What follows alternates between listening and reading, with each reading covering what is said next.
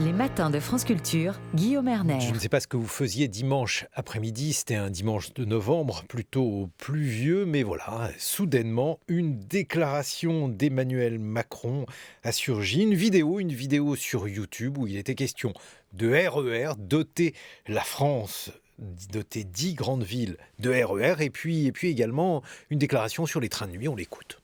Alors, les transports en commun sont une alternative aux transports individuels. Il faut que ce soit aussi un choix. On ne va pas forcer tout le monde. Il y a des endroits où c'est possible, d'autres pas possible. Le train, les trains intercités, les trains urbains, les TGV, les trains de nuit sont une formidable réponse. Clairement, ça permet d'émettre moins de CO2 parce que c'est un transport collectif qui est plus décarboné. Et donc, c'est pour ça que, alors que les trains de nuit étaient en train de disparaître en 2017, il n'y en avait quasiment plus.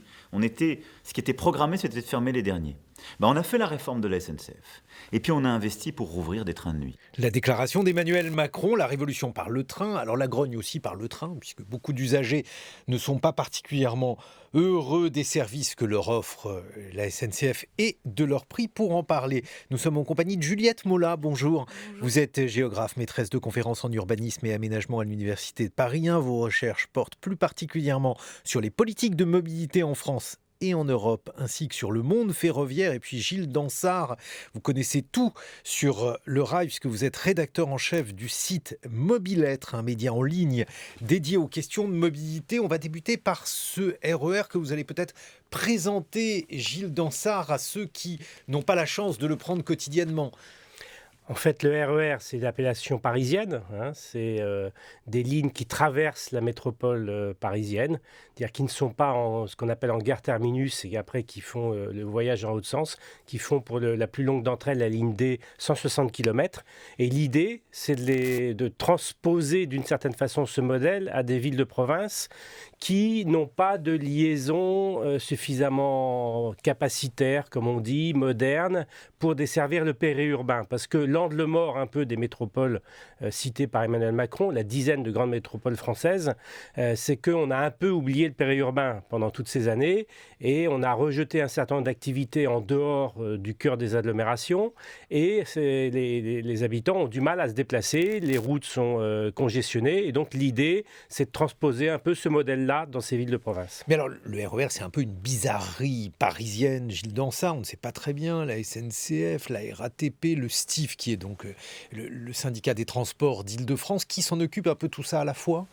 En Île-de-France, c'est tout le monde à la fois, effectivement, ce qui génère un certain nombre de problèmes, puisque c'est Île-de-France Mobilité, ce qu'on appelle l'autorité organisatrice, pilotée par la région Île-de-France. Après, il y a deux exploitants, RATP et SNCF, et pour couronner le tout, sur deux lignes, ils exploitent en même temps, ce qui fait de temps en temps quelques frictions.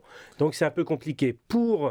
Alors c'est un beau modèle, c'est ça qu'il va falloir répliquer. C'est un modèle dont la France était très fière, parce qu'il a été érigé dans les années 70-80. Ça a été vraiment un mode de transport très, très capacitaire. Ça a transporté des millions de personnes. Aujourd'hui, le RER A, le RER B, c'est plus d'1 million de personnes par jour. Et en province, en fait, il ne va pas s'appeler RER, parce qu'il ne faut quand même pas exagérer. Donc, ils vont s'appeler Service Express Métropolitain, SEM.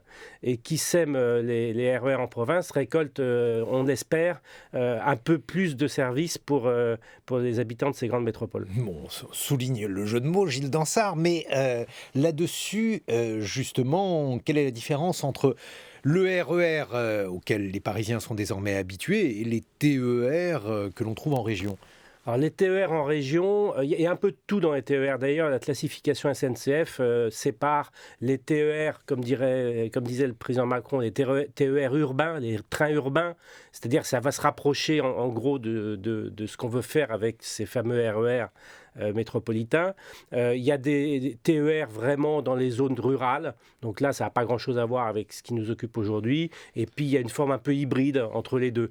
Et donc, ces TER, ils ne transportent pas assez de monde. C'est-à-dire, quand on regarde les chiffres, c'est assez faible dans ce qu'on appelle les parts modales. C'est une version plus soft que les parts de marché. Il y a assez peu de monde dans les TER aujourd'hui. Donc l'idée, c'est vraiment de faire des services, comme on dit, plus cadencés, plus fréquents, comme les RER à Paris, d'envoyer, comme le PDG de DF dit, je vais faire du watt, là, il va falloir faire du train. Mais alors, pourtant, on a l'impression, alors c'est évidemment quelque chose de très empirique, mais certains TER sont très fréquenté et même largement bondé, Gilles Dansart. Et alors, dans ces conditions, on dit que c'est la région, puisque ce sont les régions qui s'occupent des TER, pour complexifier encore un peu l'ensemble.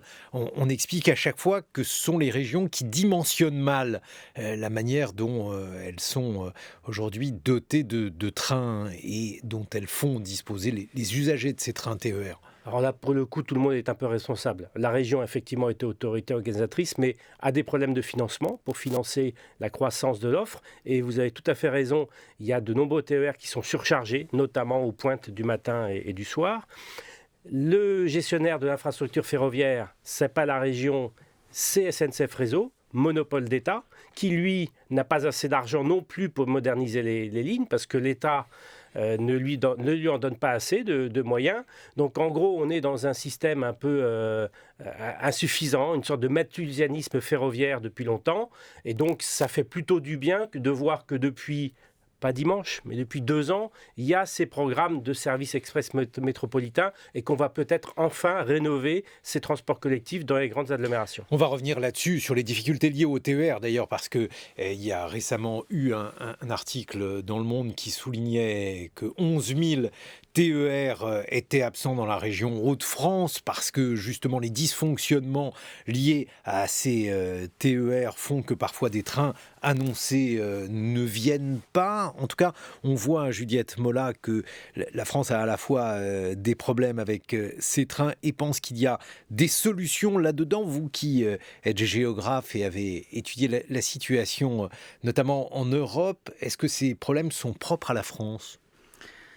Alors effectivement, sur ce point, on observe qu'il y a d'autres pays qui ont investi historiquement dans le transport ferroviaire et qui, du coup, on pense régulièrement à l'Allemagne ou la Suisse, où effectivement le TER, notamment pour les dessertes urbaines et périurbaines, fonctionne mieux que la France.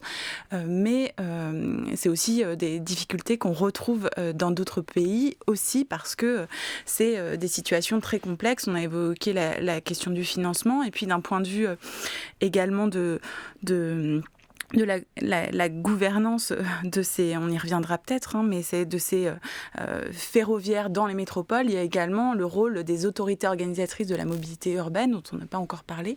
Et finalement, ces espaces métropolitains sont un lieu de superposition entre différents régimes de compétences d'autorités organisatrices.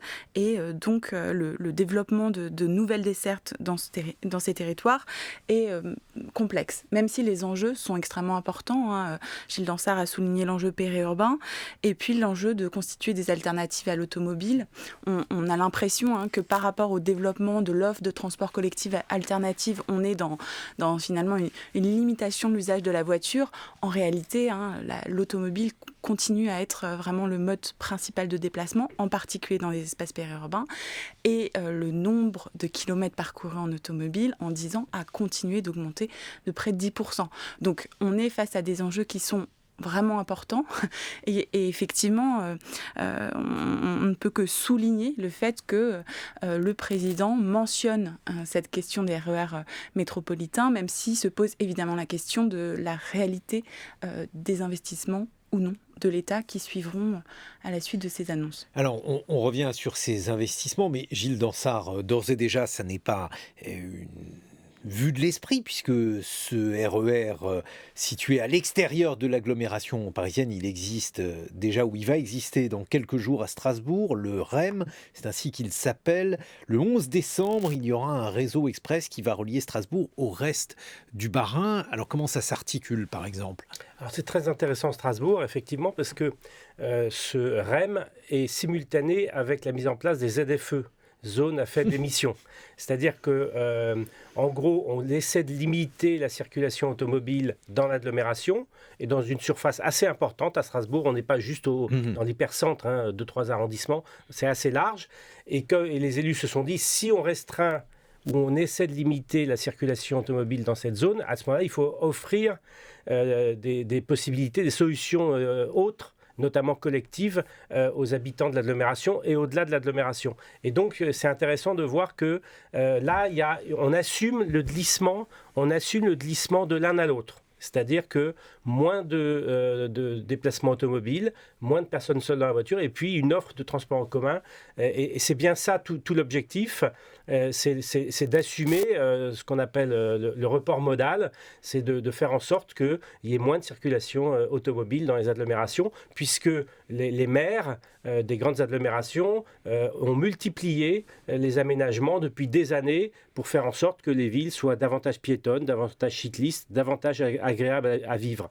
Et donc c'est particulièrement intéressant à Strasbourg. On le voit aussi à Bordeaux, où on a noté que dans les de Blayais, le Libournais, le Médoc, le vote extrémiste avait gonflé, tout simplement parce qu'il y avait un ras-le-bol par rapport à ces difficultés d'accès à la métropole. Donc c'est vraiment quelque chose d'important.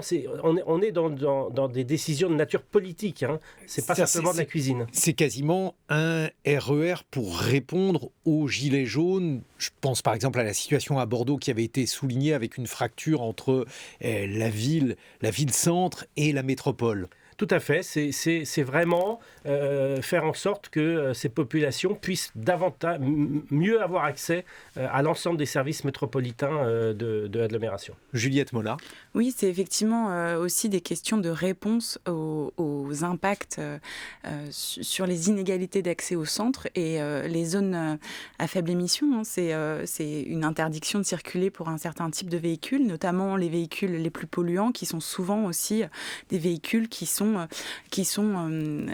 utilisés par des ménages modestes qui ne peuvent pas s'équiper. Et une des tensions qu'il y a autour des zones à faible émission, c'est que autant les métropoles qui les mettent en place sur leur périmètre créent des subventions, des aides à la conversion de véhicules, mais se pose la question des aides pour les habitants qui sont hors des métropoles, mais qui ne vont pas bénéficier de ces aides, alors même qu'elles ont besoin quotidiennement de se rendre dans les centres urbains. Donc, il y a une forme dans le développement de ces RER, on peut aussi voir ça comme une forme de compensation à un renforcement des inégalités d'accès aux ressources urbaines pour une partie, notamment des populations, des espaces périurbains, qui n'ont souvent aucune autre alternative que l'automobile et qui subissent une double peine liée à la fois à un éloignement résidentiel qui est lié au prix foncier et immobilier qui ne cesse de croître dans les métropoles et qui ont des effets sur cet éloignement résidentiel et en même temps une absence d'alternative en transport collectif qui rend ces ménages très dépendants de l'automobile. Et peut-être pour finir sur cette question des inégalités qui est vraiment très importante, c'est également des questions pour certaines catégories socio-professionnelles. On sait par exemple que l'emploi des ouvriers est souvent moins bien localisé, n'est pas localisé près des zones bien desservies en transport collectif. Et donc ces questions d'inégalité d'accès, elles sont vraiment très importantes et expliquent ce positionnement politique sur cette question. Mais c'est une nouvelle mode, les TER, les RER, Gilles Dansart, parce que jusqu'ici, on était plutôt sur les tramways. Chaque municipalité voulait son tramway. Oui, parce que les municipalités ont d'abord choyé leur centre-ville avec leurs électeurs, parce qu'on parle de métropole, mais historiquement, on parle plus du maire de Bordeaux que du président de la métropole bordelaise. Donc il y a eu ce travail fait de rénovation des cœurs de ville avec des tramways, avec les pistes cyclables. Alors le tramway, a priori, c'était idéal puisqu'on n'avait pas besoin de creuser, il y avait moins d'investissement. Et surtout, ça permettait de rénover la ville parce qu'on faisait ce qu'on appelle de la rénovation de façade à façade. Donc le tramway était un outil de rénovation urbaine. Et puis après, il y a eu les bus à haut niveau de service. C'est des tramways. Alors c'est des tramways mais sur pneus d'une certaine façon. C'est des bus pour lesquels on aménage des espaces réservés. Donc c'était aussi des outils d'aménagement. Il y en a eu dans de nombreuses villes de France. Il y a eu les pistes cyclables, il y a eu l'élargissement des trottoirs. Donc vraiment, les centres-villes ont été très rénovés dans ces grandes métropoles. En revanche, il a bien fallu constater qu'au-delà de la zone de pertinence du tramway, c'est-à-dire quelques kilomètres au-delà de l'hypercentre, il n'y avait pas grand-chose. Il y avait quelques TER, quelques bus, souvent un peu bondés, pris dans la circulation. Donc on s'occupe enfin de ça avec ces RER, et puis aussi avec des formules nouvelles comme des bus avec des voies réservées et qui vont assez loin en dehors de l'agglomération. Et alors, est-ce que ça signifie que pour faire donc ces RER, il va falloir construire des nouvelles voies ferrées, des nouvelles gares peut-être. Quels sont les investissements qu'il va falloir faire, Gilles Dansart, pour y parvenir? Alors à chaque métropole, sa spécificité. Dans certaines métropoles, il va falloir construire des choses. Par exemple, il va y avoir un barreau entre Lille et Hénin-Beaumont, comme par hasard. Tiens, là aussi, on veut essayer de donner une perspective nouvelle à un territoire qui était assez éloigné de la métropole. Dans d'autres, ça va surtout être des travaux un peu ingrats ou obscurs, la signalisation, un certain nombre de voies de secours quand il y a des incidents ou des travaux, des rénovations de plateformes, de caténaires, je vous passe tous les termes. Donc il va y avoir un peu tous les cas, de travaux un peu lourds jusqu'à des sophistications de systèmes, pour un seul objectif, faire passer plus de trains et faire en sorte qu'ils ne se bloquent pas dans les gares centrales. Mais alors, faire passer plus de trains, les faire passer ailleurs aussi, est-ce que cela va créer des nouvelles gares? Par exemple, le REM, donc dans l'agglomération strasbourgeoise, est-ce qu'il passe par de nouvelles gares? L'idée, c'est aussi de ne pas tout concentrer dans une gare. C'est-à-dire qu'on va essayer, dans plusieurs métropoles, de faire des gares secondaires d'une certaine façon, de ne pas engorger la gare centrale qui est un peu limitée en capacité totale. Donc l'idée, c'est pas simplement de faire un tuyau avec plus de trains, c'est aussi le long de ce tuyau avoir des gares secondaires, avoir ce qu'on appelle des offres d'inter ou de multimodalité, c'est-à-dire de faire en sorte que les gens puissent venir à ces gares, peut-être en vélo, peut-être en voiture, mais de faire en sorte d'accroître l'attractivité de ça. C'est pas simplement faire une ligne, c'est un système de transport beaucoup plus ambitieux qu'il faut faire dans ces métropoles. Juliette Mola. Oui, peut-être pour compléter sur les aménagements qui seront réalisés, une grande partie des RER, des projets de RER, comporte aussi une logique de diamétralisation. Donc, qu'est-ce que ça veut dire? C'est l'idée que les trains, comme le RER parisien, vont traverser la gare centrale et il n'y aura pas un système de terminus en gare centrale.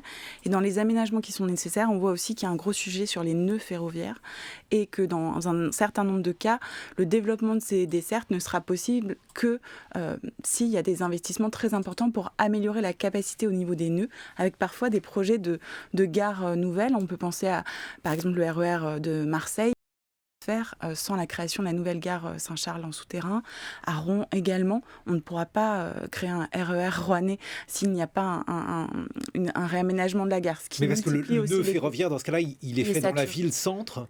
Oui, souvent, les nœuds, quand je parle de nœuds ferroviaires, c'est gare centrale. Donc c'est l'équivalent de la gare du Châtelet, par exemple, à Paris. Plutôt la gare, par exemple, de Toulouse-Matabiau, qui est l'endroit où converge en fait l'ensemble du réseau, à la fois TER, mais également du réseau national. Et il y a une pression très forte sur ces nœuds.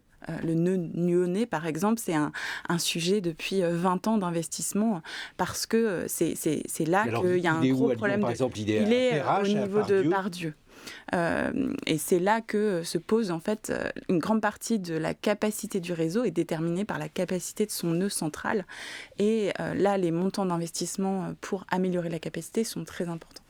Juliette Mola, je rappelle que vous êtes géographe en urbanisme et en aménagement. Gilles Dansart, vous êtes rédacteur en chef du site Mobilettre, un média en ligne dédié aux questions de mobilité. On se retrouve dans une vingtaine de minutes. On va évoquer cette fois-ci le rail, la SNCF et la manière dont celui-ci, avec des trains de nuit ou peut-être même des trains de jour, pourrait participer non seulement à l'aménagement du territoire, mais aussi maintenant à la lutte contre le réchauffement climatique. 8h sur France Culture.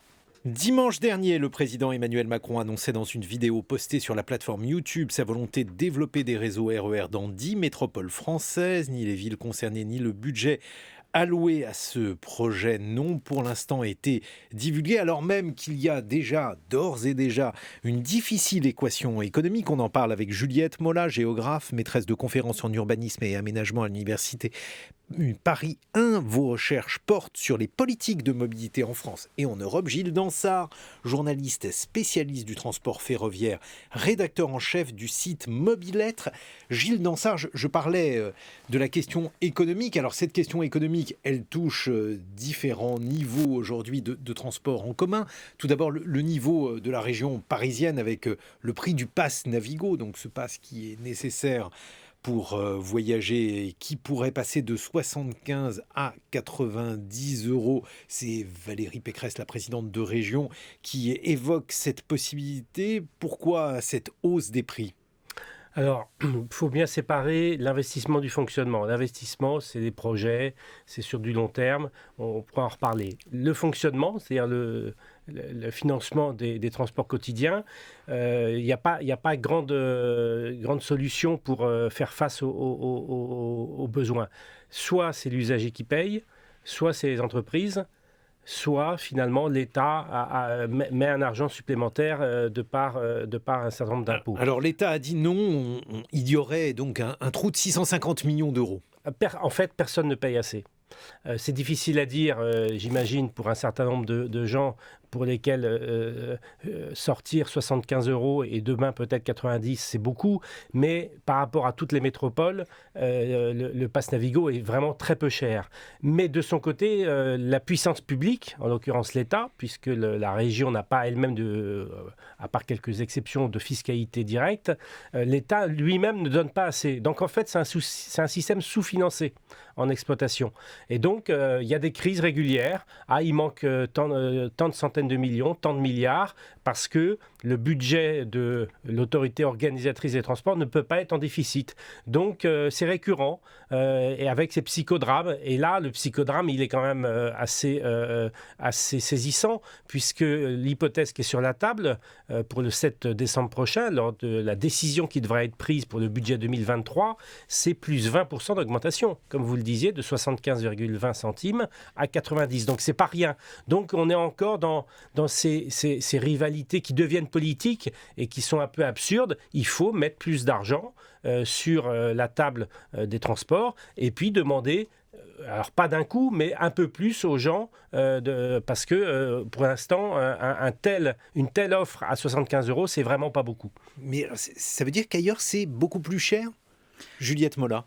Alors, ailleurs, effectivement, dans d'autres métropoles, on voit qu'il y a un taux de couverture. Ce qu'on appelle le taux de couverture, c'est qu'est-ce que couvre le ticket d'un usager par rapport au coût du déplacement pour la collectivité. Et ce qu'on voit, effectivement, que les taux de couverture dans d'autres métropoles sont plus élevés, même si en Ile-de-France, le taux de couverture n'est pas si bas. On estime que c'est autour de 40%, donc c'est...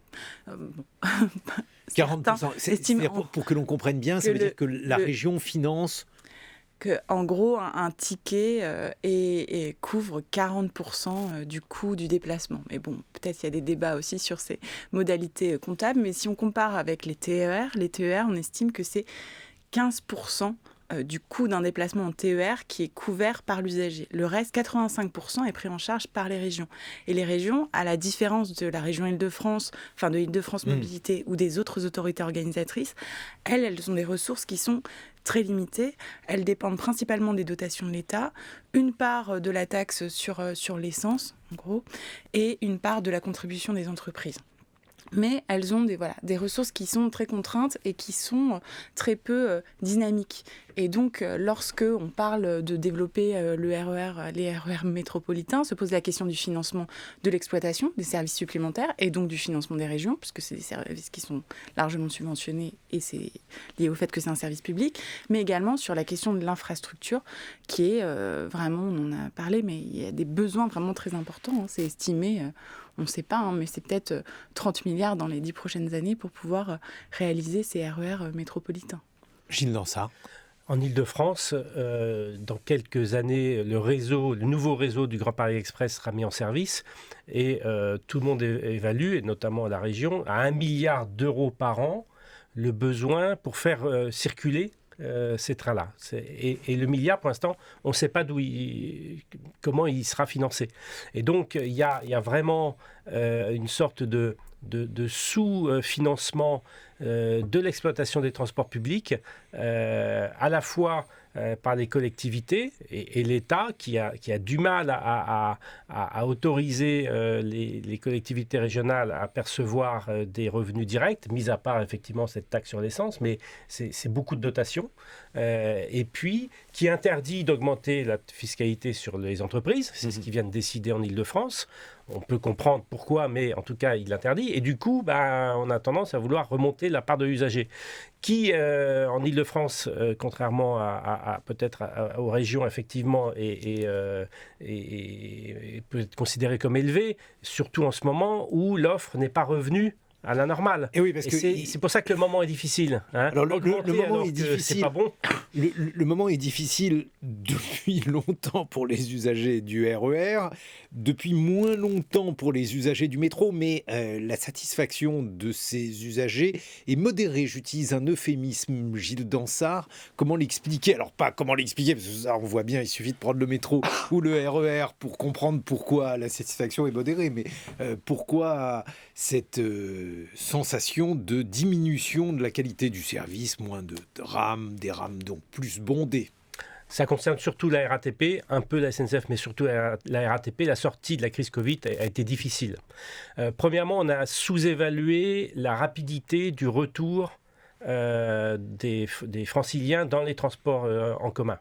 Et ça, on n'a pas tenu trop la leçon des crises précédentes, que ce soit les attentats terroristes ou un certain nombre d'autres crises, où le retour à la normale a été très rapide. Finalement, les sociétés contemporaines oublient très vite les traumatismes. Et donc là, il y a un retour massif et l'autorité organisatrice comme l'opérateur n'étaient pas prêts à refaire rouler 100% des bus, 100% des métros, etc. Et donc, il y a eu du retard à l'allumage. Et on ajoute à ça une crise interne à la RATP, avec beaucoup de démissions de conducteurs, une sous-évaluation du besoin de conducteurs, et vous mélangez tout ça, et vous avez des métros bondés, des bus, 25% quand même de l'offre non réalisée. Ça veut dire que un bus sur 4 ne circulait pas en moyenne. Et pour certaines lignes, c'est 1 sur 3, c'est voire 1 sur 2. Donc une situation pas bonne. Et donc c'est effectivement difficile de dire dans ces situations-là, eh bien on va vous augmenter le pass Navigo de 20%. Même si sur la longue période, le pass Navigo n'a quasiment pas augmenté depuis 2015. Donc il y a quand même un problème politique. Il faut assumer aussi un certain nombre d'augmentations parce que pendant ce temps-là, l'offre s'est développée. Il y a eu des tramways, il y a eu des prolongations de lignes, il y a eu plein de choses. Donc on voit bien que tout ça n'est pas abordé avec suffisamment de sérénité par les pouvoirs publics sur fond de bouclier tarifaire de l'État sur l'énergie, etc. Enfin, personne n'ose affronter la question et c'est pour ça que c'est assez tendu en ce moment. Un commentaire, Juliette Mola? Oui, peut-être dans les difficultés actuelles pour la RATP, il y a aussi tout le contexte de préparation de l'ouverture à la concurrence qui amène des reconfigurations internes de la RATP qui aussi... Pourquoi? Quelle est, a priori, quelles sont les conséquences de cette ouverture à la concurrence sur le réseau parisien? Sur l'organisation interne de la RATP, peut-être M. Dansart pourra compléter, mais il y a une logique de segmentation de l'entreprise, enfin de l'établissement public par type d'offre, et puis la création de nouvelles filiales, par exemple, pour isoler aussi une partie des activités qui seraient plus rentable du reste de l'établissement. La RATP sait depuis 2007-2008 quel est le calendrier d'ouverture à la concurrence. 2025 pour les bus, 2030 pour les tramways, 2039-2040 pour les métros et RER. Et elle a commencé à s'en occuper vraiment il y a 2-3 ans, avec une forme de brutalité, c'est-à-dire que la concurrence n'était vraiment pas une surprise, ça a été négocié encore une fois il y a 15 ans, et donc du coup c'est une transformation qui est brutale et qui est mal perçue par le personnel. Ça veut dire que c'est la totalité du réseau qui pourra basculer à la concurrence, une ligne pourra être opérée par un opérateur privé? Je prends un exemple, c'est la totalité du réseau de bus RATP qui, à partir de 2025, juste après les Jeux Olympiques, sera ouvert à la concurrence. C'est-à-dire qu'il y aura par ensemble de lignes, par dépôt... C'est-à-dire le 96 pourra être privé? Pourra être confié par délégation de service public. Ça n'est pas une privatisation, c'est des délégations de services publics comme il en existe dans toutes les villes de province, pourra être confié à un autre opérateur que la RATP, mais de façon cohérente. Il n'y aura pas plusieurs opérateurs par ligne ou par dépôt. On va faire des appels d'offres par ligne? Par ensemble de lignes. Il y a eu 12 ensembles qui ont été déterminés, qui correspondent grosso modo à 12 gros dépôts, puisque le matériel roulant, comme on dit, est absolument déterminant pour ces appels d'offres. Et ces 12 appels d'offres vont redistribuer l'ensemble des bus RATP à la concurrence, concurrence, c'est beaucoup d'entreprises publiques ou parapubliques. Hein. Ce ne sont pas des entreprises pour la plupart étrangères. Il y a Transdev qui est une entreprise publique, parapublique, il y a Keolis, filiale de SNCF, etc. Mais alors dans ce contexte-là, le fait que ce soit Jean Castex, l'ancien Premier ministre, qui prenne la tête de la RATP, et là, c'est un peu étonnant.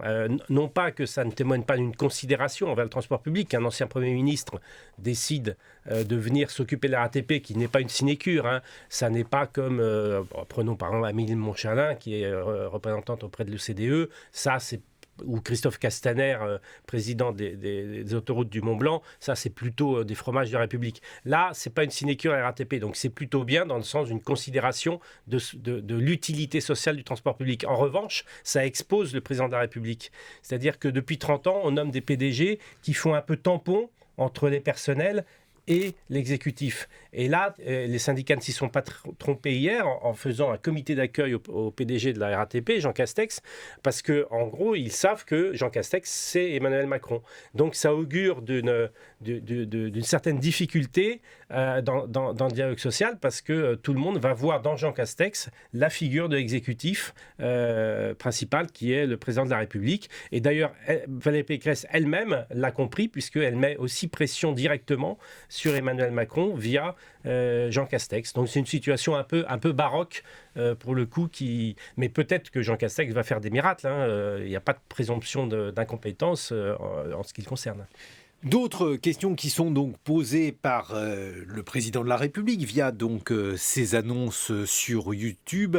La question donc de l'utilisation des trains de nuit. Gilles Dansart, est-ce que c'est un gadget ou véritablement un moyen de transporter différemment beaucoup de voyageurs? Ça réussit pas mal en Europe. Les Autrichiens, les Allemands, les Suédois, enfin, il y a un vrai appétit de train de nuit. Et on voit en France avec la relance, on avait quasiment tout coupé, y compris quand Emmanuel Macron était au ministère de l'économie et des finances. Hein, on avait tout coupé. Il restait un Paris-Briançon, je crois, de nuit. Paris-Briançon et Paris-La Tour de Caron. Il en restait 2. On en a remis Paris-Nice, Paris-Tarbes, et avec des vieilles rames, mais ça marche très bien. C'est assez bien vu par nos compatriotes ou des touristes étrangers.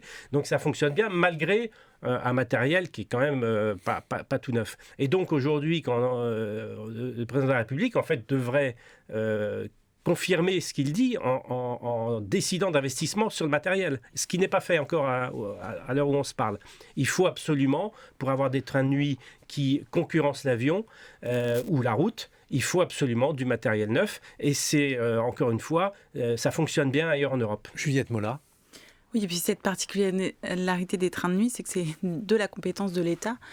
Donc là, effectivement, à la fois pour l'infrastructure et pour le matériel roulant, un enjeu à investir sur cette offre qui, effectivement, a aussi une forte charge symbolique d'un point de vue.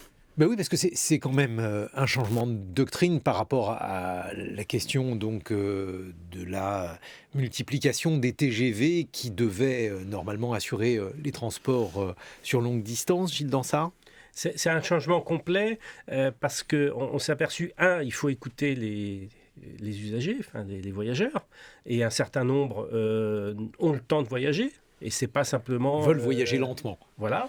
Ça peut être un choix, soit parce qu'on est retraité, soit parce qu'on est étudiant, qu'on a le temps, soit parce qu'on a un budget limité. C'est moins cher aussi. Voilà. Donc ça peut être un choix. Et puis, c'est vrai que ce sont aussi des destinations qui sont mal assurées par le TGV. C'est-à-dire que pour aller à Briançon, c'est pas si mal le train de nuit. Pour aller à Tarbes ou à Nice, 5h30 en TGV, c'est pas... Voilà. Bon, pourquoi ne pas prendre le temps ? Ça économise aussi une nuit d'hôtel parfois, et on voit qu'il y a un vrai potentiel. Un vrai potentiel, donc il y a effectivement beaucoup d'usagers, il y a aussi une question de prix et un mécontentement général. On a évoqué la question du coût du pass Navigo, il y a la même question, les coûts du billet de train semblent extrêmement élevés à la plupart des Français. Ils ont raison ou ils ont tort, Gilles Dansart ? On est dans une équation totalement différente. Le TGV, vous et moi, quand on prend le TGV, on paye 100% du coût d'exploitation. Donc, il n'y a pas de subvention publique, etc. À part sur la construction d'infrastructures, mais qui a déjà eu lieu. Et donc là, c'est la politique tarifaire de la SNCF qui est en cause. Est-ce qu'elle est juste ou pas ? Il faut savoir que le TGV, c'est à nouveau une vache à lait. Les trains, vous le voyez, tous les jours sont remplis. Donc, qui dit taux de remplissage élevé vers 80-90%, dit une forte rentabilité. Donc, est-ce que la tarification de la SNCF est trop élevée? On est toujours dans cette critique du système de réservation dit yield management, c'est-à-dire que plus on prend son billet tardivement, plus on le paye cher. Et donc, s'il y a beaucoup de gens c'est une sorte de majorité silencieuse qui arrivent à trouver des billets à prix réduit, il y a aussi beaucoup de gens qui considèrent que quand ils veulent prendre le train une semaine avant ou quelques jours avant, ça devient beaucoup trop cher. Et donc, il y a un problème de perception de la tarification de la part d'une clientèle qui voudrait bien prendre le train plus facilement en dernière minute sans avoir à payer 150 € pour faire Paris-Bordeaux. Juliette Mola, là aussi, si on compare avec les tarifs en Europe, le train français est-il plus cher que les autres trains ? Je ne connais pas bien ces éléments de comparaison. Je crois que peut-être c'est assez variable dans selon ça, les... là-dessus. Ouais. Oui, je voudrais prendre un exemple parce qu'il est très éclairant sur la politique de commercialisation et de prix. L'Italie a diminué ce qu'on appelle les péages, c'est-à-dire le coût de circulation d'un train, pour faire baisser le prix du voyage. Entre Rome et Milan, ils ont complètement tué l'avion. Il y a eu plus de 70% de voyageurs sur l'axe. Donc on voit bien qu'une politique tarifaire différente peut donner des résultats. Donc... Mais est-ce qu'à terme, ils ne vont pas le payer ? Parce que alors, en France, si on prend par exemple toute la polémique autour des TER, cette polémique, elle repose en partie sur le coût des péages, puisque les TER empruntent bien entendu des rails, lesquels donc appartiennent à un réseau ferré avec des droits de péage. S'il y a moins de péages, il peut y avoir moins d'entretien. Alors, comme en ferroviaire, tout est toujours très compliqué, effectivement, on en revient au prix des péages, qui en France, pour le coup, c'est une comparaison européenne, sont beaucoup plus élevés qu'ailleurs. Sur le TGV, évidemment, et sur le TER aussi. Donc, la question est quelle est la politique d'État ? Et on en revient à cette question absolument essentielle. Que veut l'État en matière de services ferroviaires ? Est-ce qu'il veut les développer parce que c'est une alternative au transport routier et bien pour lutter contre le réchauffement climatique, ou est-ce qu'il reste dans ce malthusianisme ? On n'a pas, sur la longue période, on n'a pas bougé sur le nombre de gens transportés en train en France, ce qui est quand même inquiétant. Juliette Mola. Oui, et puis on a un manque de clarification quand même de ce cap. Depuis le début des mandats d'Emmanuel Macron, on a des annonces régulières. Il y a 2 ans, c'était les services express métropolitains. Avant, il y avait la relance des trains de nuit, etc. On annonce un accent sur le transport quotidien. En parallèle, on continue des projets de LGV. Donc, il y a vraiment un besoin de clarification de la programmation des investissements, notamment dans l'infrastructure. Et ce qu'on peut aussi souligner, c'est que au-delà des annonces qui sont faites, la réalité des investissements sur ces infrastructures, notamment le renouvellement, ce qu'on s'aperçoit, c'est que depuis 20 ans, on a une diminution des investissements qui ont été réalisés sur le renouvellement de l'infrastructure. Or, si on ne renouvelle pas l'infrastructure, les coûts de maintenance de l'infrastructure se dégradent et les coûts de maintenance et d'entretien augmentent et on est dans un cercle vicieux. Et on estime qu'il manque au moins 1 milliard d'euros par an sur le renouvellement de l'infrastructure. C'est une des conditions pour maintenir juste en état le réseau ferré. Et c'est des diagnostics qui sont faits depuis longtemps. Il y avait un rapport Rivier en 2005 qui avait déjà posé ce diagnostic d'une dégradation du réseau ferroviaire national. Et comparativement, les autres pays, là, ont annoncé des plans d'investissement en matière de renouvellement qui sont importants et qui sont beaucoup plus importants qu'en France. Voilà. Et alors le dernier volet qui n'est pas le moindre, Gilles Dansart, c'est la question du fret. Le fret ferroviaire est aujourd'hui en France un secteur malade, alors même qu'on pourrait imaginer avec la préoccupation écologique que celui-ci soit encouragé. Ça ne fonctionne pas. Là, c'est encore pire. Ça fait 20 ans qu'on fait des plans fret. On en doit être au 4e, 5e. Le dernier s'appelle le Schéma national de développement du fret ferroviaire, un acronyme parfait que je ne citerai pas. Et comme d'habitude, il n'est pas suffisamment suivi des faits, c'est-à-dire les financements ne suivent pas. L'État a à nouveau affirmé qu'il fallait doubler la part modale du fret ferroviaire, passer de 9 à 18%. Et pour l'instant, les financements ne suivent vraiment pas. Et donc, c'est assez étonnant parce que le fret ferroviaire, il cache toutes les cases de la transition écologique. Il évite des camions sur la route, il répond à la pénurie de chauffeurs, il est évidemment, d'un point de vue écologique, il est quasiment sans émissions parce que presque 90% du fret est en traction électrique et non pas diesel, donc c'est parfait, mais ça ne décolle pas parce que les investissements ne suivent pas.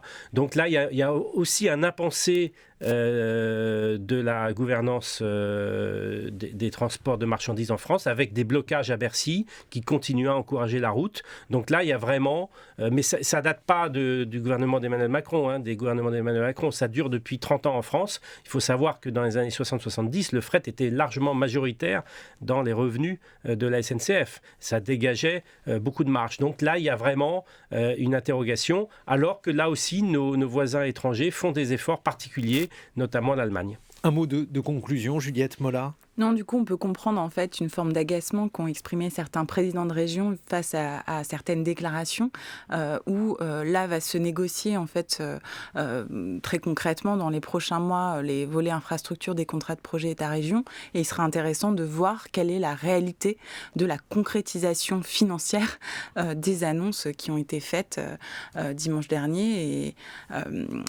voilà, en matière d'investissement sur la mobilité et l'offre de mobilité alternative. Un mot de conclusion, Gilles Dansart. Oui, dans quelques jours, probablement vers le 15-16 décembre, il y aura le rapport du COI. Alors, COI, c'est Conseil d'orientation des infrastructures. C'est censé porter pour plusieurs années la politique d'infrastructure de la France. Donc, on va voir si là, les actes suivent les paroles. Et d'après vous, si vous deviez faire un pronostic, puisque donc ce projet de doter la France de RER est un projet qui coûterait cher, plus de 10 milliards à trouver. Je ne voudrais pas décevoir les espoirs de si bon matin de tous ceux qui voudraient prendre davantage de trains ou prendre davantage de trains de fret, mais il ne faut pas s'attendre à une grande révolution en la matière. Le gouvernement n'est pas prêt à lâcher beaucoup plus d'investissements sur le réseau ferroviaire. Merci beaucoup Gilles Dansart. Je rappelle que vous êtes rédacteur en chef du site Mobilettre, un média en ligne dédié aux questions de mobilité. Merci Juliette Molla, maîtresse de conférences en urbanisme et aménagement à l'université Paris 1. Dans quelques instants, le point sur l'actualité.